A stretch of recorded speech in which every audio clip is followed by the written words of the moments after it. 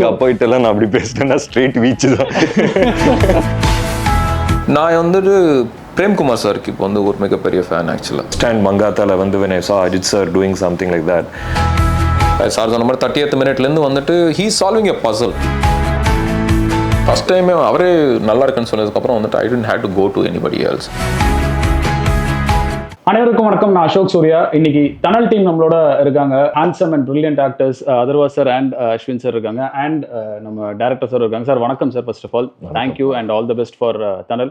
And உங்க ரெண்டு பேருக்குமே first of all 15 years complete பண்ணிருக்கீங்க. நீங்களும் ஆல்மோஸ்ட் இன்னும் ஒரு 5 months you are also completing 15 years. So எப்படி இருக்கு சார் இந்த ஜேர்னி வந்து? How is it? I mean நேற்று வந்த மாதிரி தான் இருக்குன்னு நினைக்கிறேன். Nothing feels different. இப்போ வந்து படம் ரிலீஸ் ஆகுது இன்னும் 2-3 நாளில். ஸோ அந்த ஒரு எக்ஸைட்மெண்ட் இருக்கும். ஸோ எத்தனை படம் வந்து ரிலீஸ் பார்த்துட்டாலும் அந்த ரிலீஸ்க்கு ஒரு 2 நாளைக்கு முன்னாடி வந்து ஒரு மிக்ஸ்ட் இமோஷன்ஸ் மாதிரி இருக்கும் இல்லைங்களா. So that kind of feeling.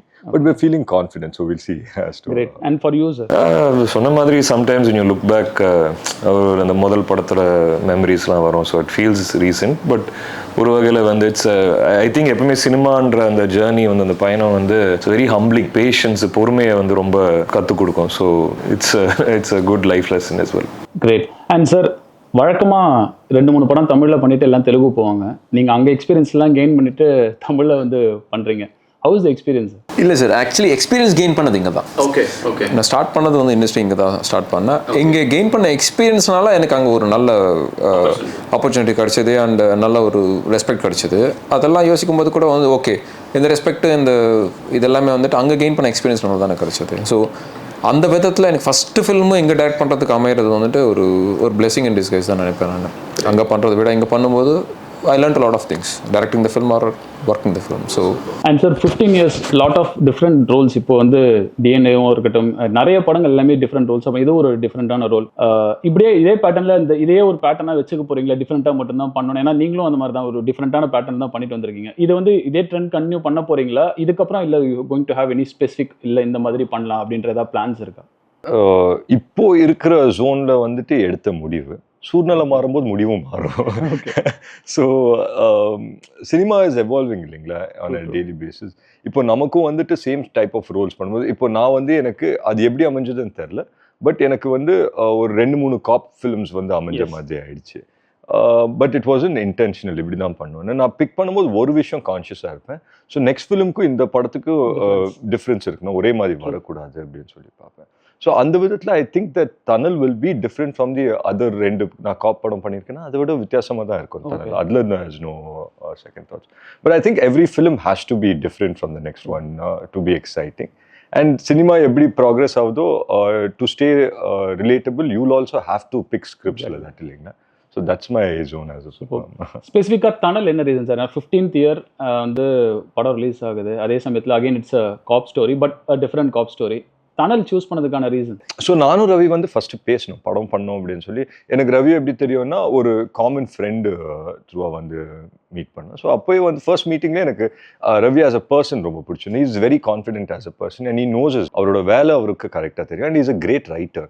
So first ஒரு half an hour நரேஷன் கேட்கும் போது it sounded like a very exciting action packed film. அதுக்கப்புறம் ஃபுல் நரேஷன் கேட்டால் எனக்கு ரொம்ப பிடிச்சிருந்தது. ஸோ பண்ணா ரவி அப்படின்னு சொல்லி திங்ஸ் வர் ஹேப்பனிங். ஆல்மோஸ்ட் நாங்கள் ஃப்ளோஸ் போயிட்டோம் டேக் ஆஃப் பண்ணுற டைமில். Things fizzled out. அந்த டைமில் வந்து நாங்கள் எதிர்பார்த்த மாதிரி திங்ஸ் செட் ஆகல. அதுக்கப்புறம் நான் என் படங்கள் பண்ண ஆரம்பிச்சிட்டேன். ரவி போயிட்டார் ஹைதராபாத் போயிட்டு அவரோட படங்கள் ஒர்க் பண்ணி. தென் சடனாக வந்துட்டு ஒரு ஆப்பர்ச்சுனிட்டி அமைஞ்சுது. அமையும்போது நான் திருப்பி ரவி கூப்பிட்டு இந்த மாதிரி அந்த ஸ்கிரிப்ட் இருக்கா பண்ணலாமா அப்படின்னு பண்ணலாம் அப்படின்னு சொன்னேன். ஸோ இம்மீடியட்டாக டேக் ஆஃப் ஆனது தான். So I think it'll be a very good film தான். நாங்கள் பண்ணும்போது ஐ ஆல்வேஸ் ரைட் அப்பான் நாங்கள் பண்ணும்போது ஒரு இமோஷன் இருக்கும்ல. So I always right upon that emotion. இன்னைக்கு நான் உட்காந்து இன்டர்வியூஸ்லாம் பேசும்போது I remember what I felt. அப்போ அந்த டைமில் நான் செட்டில் நிற்கும் போது நான் பாசிட்டிவாக தான் ஃபீல் பண்ணேன் இந்த படத்தை பற்றி. So I feel the same way about it today. Super sir. And again close to இந்த மாதிரி ஒரு நல்ல ஒரு ஜேர்னி உங்களுதும். வில்லன் கரெக்டாக ஒரு 15th year நியர் பண்ணும்போது villain how was the decision? அந்த டிசிஷன் எப்படி இருந்தது இந்த படம் ஸ்பெசிஃபிக்காக அந்த சாய்ஸ்க்கு?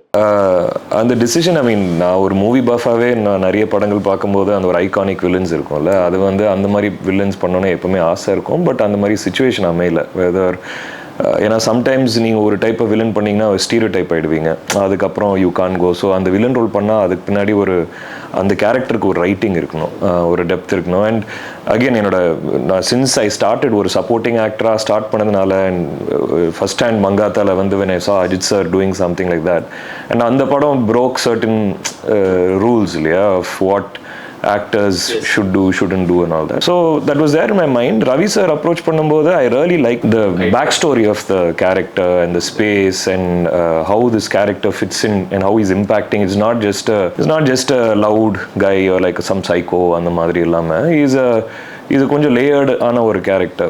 அதர்வா சொன்ன மாதிரி அந்த கேப் ஃபர்ஸ்ட் டைம் ரொம்ப ரவி சார் அப்ரோச் பண்ணாரு சொன்னார், அண்ட் அந்த கேப் விழும்போது like it didn't take off. But that time itself like Ravi sir made such an impression on me that we stayed in touch. In fact I think அந்த கேப்பில் வந்து over the years, over that time வந்து I messaged him, how are you doing, he messaged me. And really the first time I met him, the way he communicated the story, that all made an impression, because sometimes on the director communicate பண்ற விதமோ you are close to that person, you feel close to the person because of that.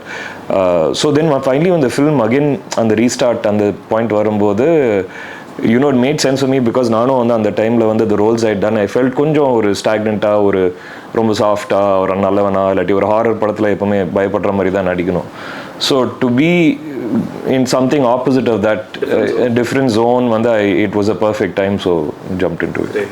Sir, and நீங்கள் choice Atharva sir and ரெண்டு பேருமே வந்து இன்றைக்கும் ஒரு love stories ரெண்டு பேருமே நடிச்சாங்கன்னா எக்ஸலண்ட்டாக இருக்கும். பட் அவங்களுக்கு இந்த மாதிரி ஒரு டிஃப்ரெண்ட்டான ஒரு கேரக்டரைசேஷன் இவங்களை சூஸ் பண்ணதுக்கான ரீசன், ஸ்டோரி ரைட்டிங் எழுதும்போது வந்துட்டு அது கம்ப்ளீட் பண்ணுற டைமுக்கு வந்து நம்மளுக்கு சில ஃபேஸஸ் தெரியுங்க, இப்படி இருக்கணும், அந்த வாய்ஸஸ் எப்படி இருக்கணும் அப்படின்ற ஒரு இது தெரியும். அந்த ஸ்கிரிப்ட் நான் எழுதி முடிக்கிற டைமுக்கு வந்துட்டு எனக்கு அதர்வா சார் வந்துட்டு தெரிஞ்சிட்டு இருந்தார்.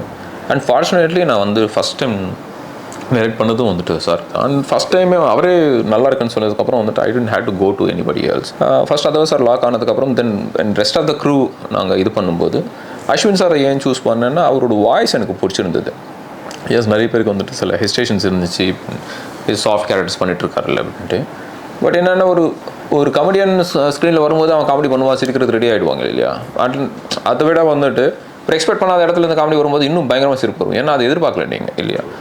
ஸோ அவர் இது வரைக்கும் அது மாதிரி கேரக்டர்ஸ் பண்ணலன்னும் போது ஃபஸ்ட் டைம் அவர் வந்து அந்த ரோல் ப்ளே பண்ணும்போது அது இன்னும் பெட்டராக கன்வே ஆகும்னு நான் நினச்சேன். அண்ட் அது ஷூட் பண்ணும்போது எங்களுக்கு அந்த இதுவும் வந்துச்சு, அண்ட் முடிக்கும் போது வந்துட்டு அது இன்னுமே வந்து என்ஹான்ஸ் ஆச்சு. இந்த டைட்டில் தனல் என்ன ரீசன்? ஏன்னா மலையாளத்துலேயும் வந்து 70s வந்து ஒரு படம் இருந்தது, அதுக்கு எதாவது சிமிலரிட்டிஸ் இருக்கா? இந்த ஃபிலிம் பார்க்கல, மேபி இன்னும் அவங்களும் அது மாதிரி வச்சாங்களான்னு தெரியாது. பட் இந்த தனல்ன்றது வந்து இந்த கங்குன்னு சொல்லுவாங்க இல்லைங்களா, ஒரு மெட்டஃபாரிக்கலான ஒரு டைட்டிலாக தான் நாங்கள் எடுத்துக்கிட்டோம். ஒரு இன்ஸ்டன்ட் வந்துட்டு ஒரு ரெண்டு பேரை கனெக்ட் பண்ணோம், ரெண்டு எக்ஸ்ட்ரீம்ஸில் இருக்கிற ரெண்டு பேர், எங்கேயோ இருக்கிற ஒருத்தனையும் இங்கே சிட்டியில் இருக்கிற ஒருத்தனையும் வந்துட்டு கனெக்ட் பண்ணோம். ஸோ அந்த சுச்சுவேஷன்லேருந்து தான் ஒரு கேரக்டர் வந்து ஹீரோவாக மாறுறாரு, ஒரு கேரக்டர் வந்து வில்லனாக மாறுறாரு. ஸோ ஒரு இடத்துலேருந்து தான் அந்த இது ஸ்டார்ட் ஆகுதுன்றதுனால தனல்ன்றது அது மாதிரி தான். ஒரு கங்குலேருந்து தான் வந்துட்டு நீங்கள் ஒரு கத்தியும் எடுப்பீங்க, ஒரு கேடயமும் பண்ணுவீங்க. ஸோ அப்படி ஃபார்ம் ஆன கேரக்டர்ஸ் தான்றதுனால அது அந்த டைட்டில்ஸ். நீங்கள் டைட்டில் கேட்கும்போது எப்படி சார் இருந்தது உங்களுக்கு? நாங்கள் நிறைய டைட்டில்ஸ் டிஸ்கஸ் பண்ணுவோம், நிறைய ஆப்ஷன்ஸ் டிஸ்கஸ் பண்ணோம். பட் தனல் வந்துட்டு எப்பவுமே அது வந்துட்டு ஒரு ஷார்ட் லிஸ்டட் ஆப்ஷனாக தான் இருந்தது. தனல் தான் ஃபர்ஸ்ட் நாங்கள் சூஸ் பண்ண டைட்டில் சாய்ஸாக இருந்தது. அதுக்கப்புறம் எங்களுக்கு but we were still unsure. Meaning சூப்பராக இருக்குது, டைட்டில் கேட்க நல்லா இருக்குது. சரி, டிசைனாக பண்ணும்போது எப்படி இருக்கும் போது தான் இந்த மேஸ் மாதிரி ஒரு டிசைன் வந்து ரவி பண்ணி காமிச்சார். அதுவே ரொம்ப இன்ட்ரெஸ்டிங்காக இருந்தது. ஸோ உங்கள் தனலோட மொத்த கதையும் அந்த டைட்டில் ஃபாண்ட்லேயே இருக்குது. So it's like a maze complete thing. So அது ரொம்ப பிடிச்சிருந்தது. ஸோ ஐ திங்க் ஆப்டான டைட்டில் தான். அண்ட் சார், இந்த தனல்ன்றது அது ஒரு ஃபீலில் நமக்குள்ளேயும் கூட அந்த ஒரு தனல் ஃபீல் இருக்கும் அப்படின்னு சொல்லுவாங்கல்ல, அந்த மாதிரி உங்களுக்கு அந்த என்னைக்காவது அதை ஃபீல் பண்ணியிருக்கீங்களா ரியல் லைஃப்பில்? மூணு பேருமே லைக் இந்த மூமெண்ட் வந்து ஐ கேன் ஃபீல், இந்த டைட்டில் வந்து ஐ ஹவ் ஃபெல்ட் அந்த ஒரு சிச்சுவேஷனோ அந்த ஒரு மூமெண்ட் அந்த எமோஷனோ. தனல்னு என்ன இன்னர் ஃபயர், அது வந்துட்டு என்னைக்குமே இருக்கும் இல்லைங்களா. அது ஒரு ஆம்பிஷனாகவும் இருக்கலாம், இல்லை வந்துட்டு ஒரு வெறியா இருக்கலாம். நீங்கள் அந்த ஃபீல் பண்ணியிருக்கீங்களா? லைக் தனல்னு வந்து ஒரு சின்ன ஒரு எம்பர் அந்த மாதிரி நீங்கள் சொன்னீங்கன்னா லைஃப் எல்லாமே வந்து சம்டைம்ஸ் ஒரு ஆப்பர்ச்சுனிட்டியே ஒரு ஸ்பார்க்கு தான். அது இங்கேருந்தோ போய் பறந்து அது வந்து ஒரு இது, if it lights at fire that is what it happens. And sometimes நீங்கள் இப்படியும் பார்க்கலாம், வந்து லைஃப் உங்களை ரொம்ப வந்து நொறுக்கி வந்து இது பண்ணும்போது அந்த சின்ன இதுதான், that is what is required. So எல்லா டேரக்டருமே எல்லா ஆக்டருமே வந்துட்டு அவங்க லைஃப்பில் எத்தனையோ ஃபிலிம்ஸ் பண்ணியிருந்தா கூட இது ஒரு பர்டிகுலர் ஃபிலிம் இருக்கும் சார்.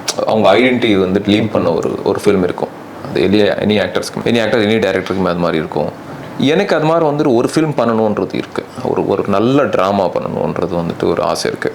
அதுக்கான பர்சியூட் தான் இது எல்லாமே. இது நம்ம இந்த கிராஃப்டில் நம்ம சில விஷயம் கற்றுக்கிட்டாலும், இந்த ஜேர்னியில் நம்ம கற்றுக்கிட்டாலும், இது எல்லாமே பர்ஃபெக்டாக அந்த ஒரு ஃபிலிம் பண்ணுறதுக்கு தான். அண்ட் தமிழ் நல்லா பேசுகிறீங்க. ஸோ தமிழ் படங்கள் ஃபாலோ பண்ணி இது பண்ணுறீங்களா? என்ன படங்கள் உங்களுக்கு வந்து இது ஒரு ஆக்டர் ஓரியன்டாவா, இல்லை எந்த மாதிரி படங்கள் நீங்கள் தமிழில் பார்த்துருக்கீங்க? What you like more?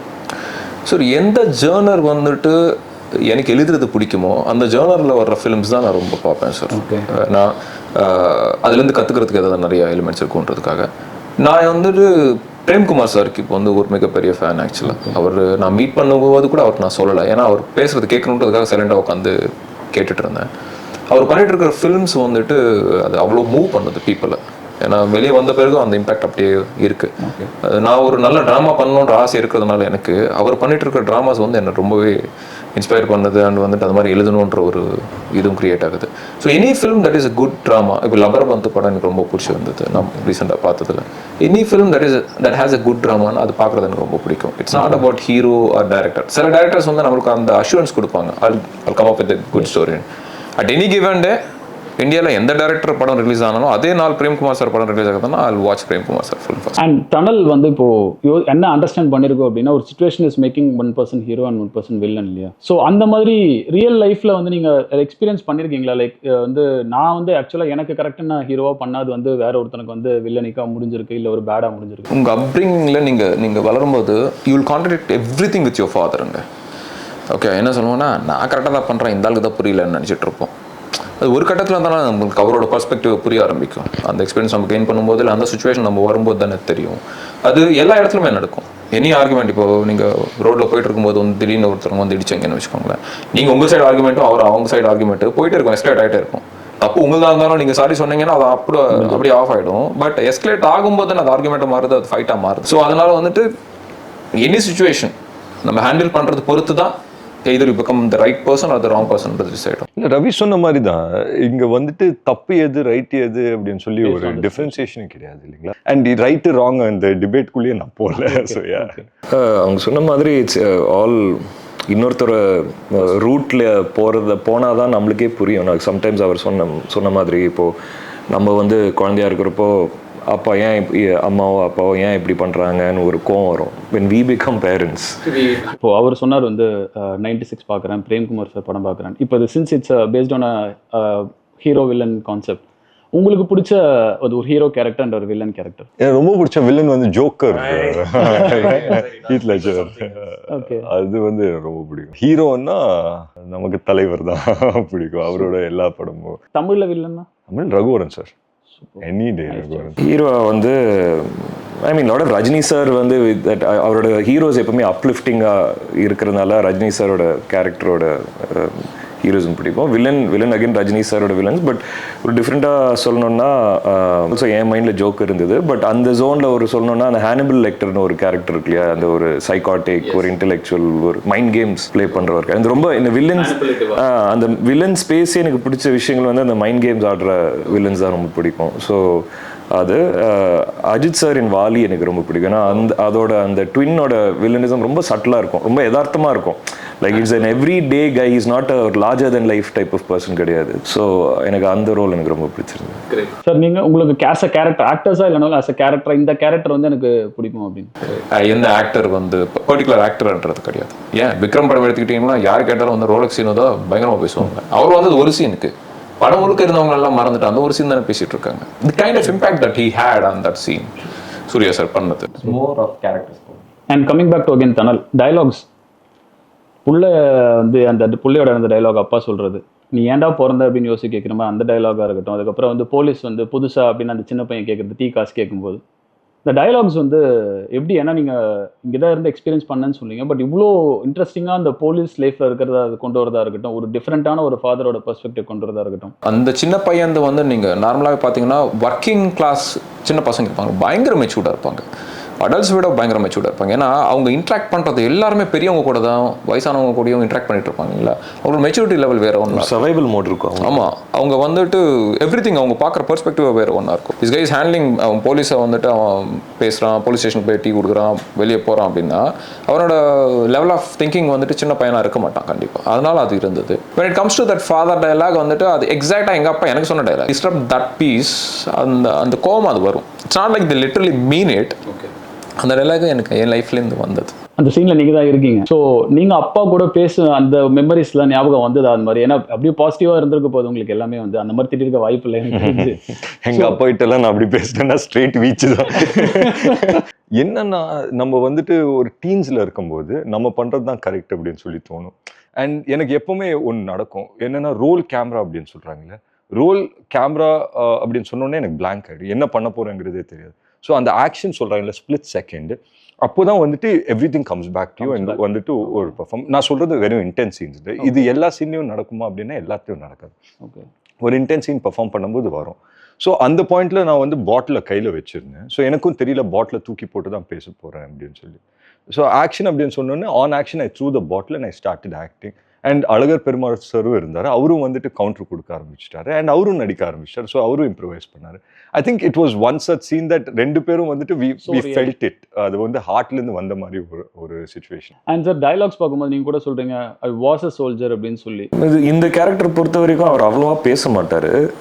Is more observant, கொஞ்சம் calculative planning type of character அவர். ஆனால் பேசுகிற ஒரு சில விஷயங்கள் வந்து அவன் பேசும்போது அது கொஞ்சம் ஆழமாக இருக்கும். ஸோ இது கேரக்டரோட பேக் ஸ்டோரி, அவன் வந்து ஒரு எக்ஸ் மிலிட்ரி, ஒரு சோல்ஜர்னு சொல்லி ஒரு சில விஷயங்கள் நடந்ததுனால he leaves that and comes.